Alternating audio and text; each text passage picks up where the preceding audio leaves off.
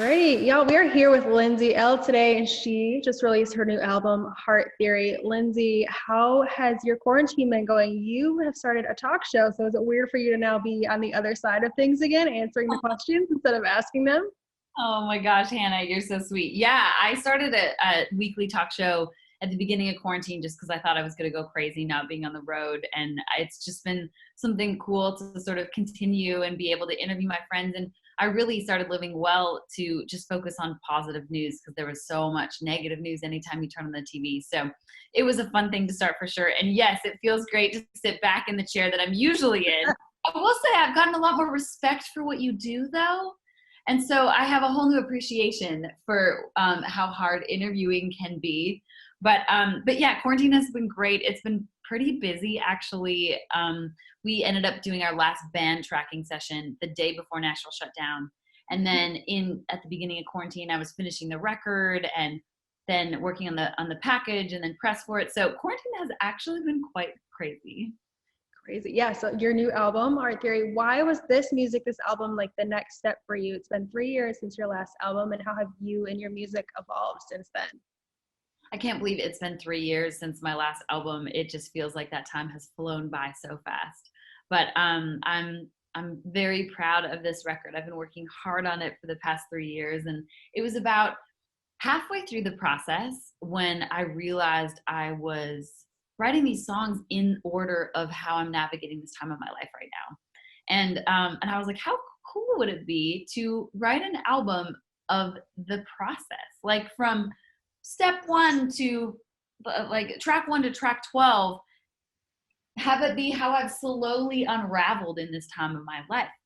And I'm a huge nerd about a lot of these things, specifically something called the 7 stages of grief, which is basically just one way of articulating how we as human beings process these times in our lives, these transformative times. And I think we go through transformative times consistently throughout the course of our lives, whether it's from getting out of a relationship, losing a loved one, losing a job, or going through a global pandemic.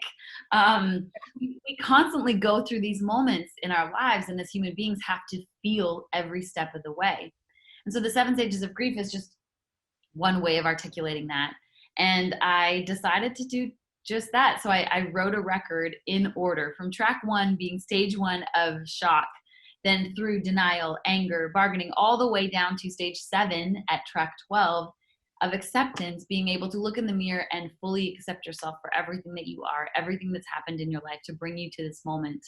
And I just hope this music can be support or empathy if people are looking for that, or it can be, a inspiration for them to take on their own journey of themselves. This is my journey, and this is my process of how I got to a really good place. Right. I think it's so cool when artists do like albums as, chronological kind of. I think those are really interesting to listen to because it gives you kind of a perspective on their life too, but then it can also be relatable to you. So obviously this was a personal journey that you went on. Was there like a specific catalyst or just like a couple things that were going on in your life throughout this time? Talk about that.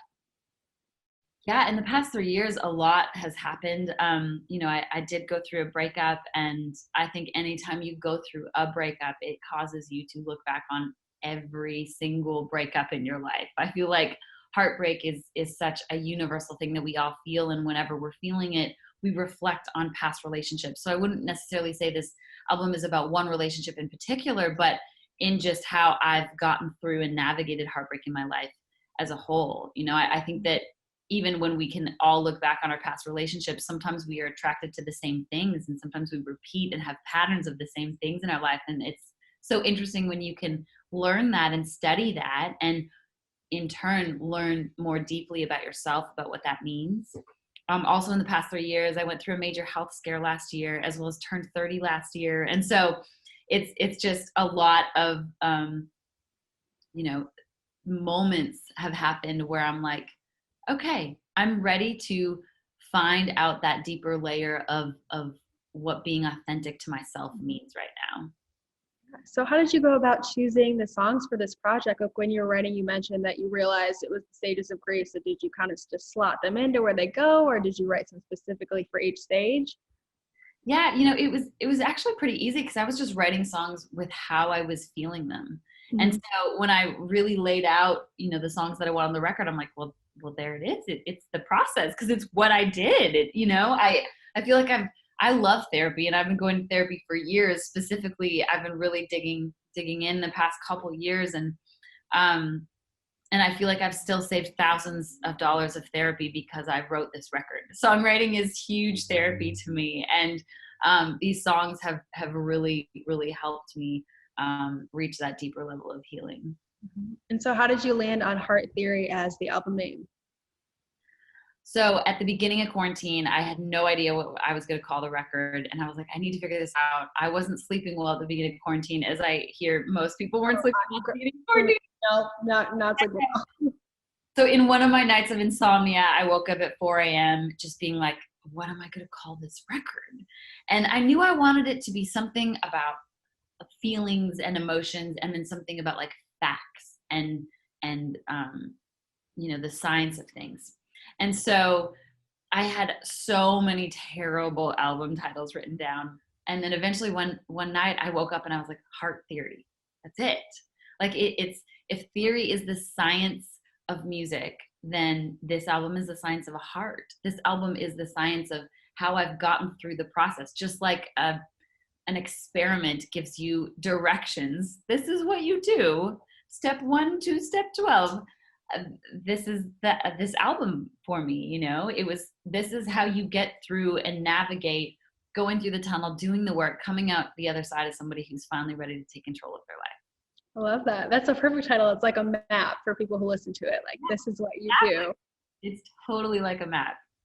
And so you co-wrote on 11 of these songs, and you wrote with some big names: Tyler Hubbard, Kane Brown, Brandy Clark. So talk about those collaborations and how that was working with them. I'm so excited to finally find, a real group of writers that I love writing with in town. And yes, I was so honored to write with a lot of other fellow artists on this project. You know, I love playing shows with artists. I've played a lot of shows with Tyler and with Kane, and getting to respect them for the platforms that they've built and the amazing dads and husbands that they are. But getting to know them from a writer's standpoint, from a songwriter in the room, you just learn somebody from a deeper level, and they're so smart, and you really get to see like how they've built the careers they have. From the brilliant minds they have. And so I love writing for other artists, and I so love writing with other artists for my own project, because it's just a different perspective, and yet they understand my perspective deeper level than even a songwriter can. Right. And so I was so happy to be Kane's first outside cut. Yes. He wrote "Want Me Back," which is our current single right now. I remember Kane walked into the writing room being like, "Lindsay, I want to write a song for the girls today," and I'm like, Kane, you're preaching to the choir. And I'm just so honored to be his first outside cut. And then writing with Brandy Clark. I feel like Brandy is the female John Prine of our generation. She is so talented and so gifted. And when I finally made the decision to write a song about my story as a little girl, there were only a few people that I felt like I could call to help me write that song. I've tried to write that song so many times, and I finally felt like this was the time I needed to talk about it and share about it. And Brandy was the first person I thought of, and in seconds she was fearless to be like, yes, I would be honored to write this song with you, and thank you for having the courage of wanting to talk about this and say this. And so I'm really grateful that Brandy wanted to write. Yes, for sure. That you sharing that, I mean, that was so powerful, and I'm sure it's helping so many people. So that's amazing.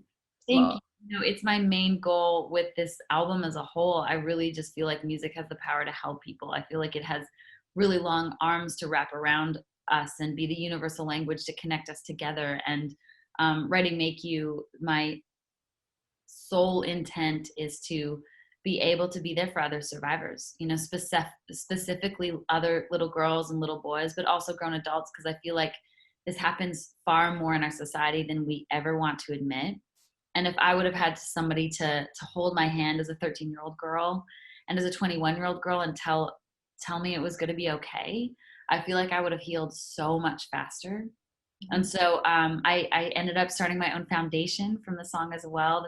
It's called the Make You Movement, and we focus specifically on disenfranchised youth. specifically survivors of sexual violence and domestic abuse. And I just want them to know that they're not alone. And if I could even help them heal a little bit faster, then I'll know I'm doing good. That's so amazing. So what do you hope that listeners take away from Heart Theory as a whole? I really hope that when people listen to Heart Theory, that it causes them to reflect on a deeper level of themselves. I feel like so often we carry all of these feelings that are so heavy, and we don't realize how much they have an effect on our everyday life. And we don't realize how much we need to really focus on finding that truer level of who we are authentically, and focusing on loving ourselves to a deeper level, because a lot of us are pretty terrible. Me fully like guilty.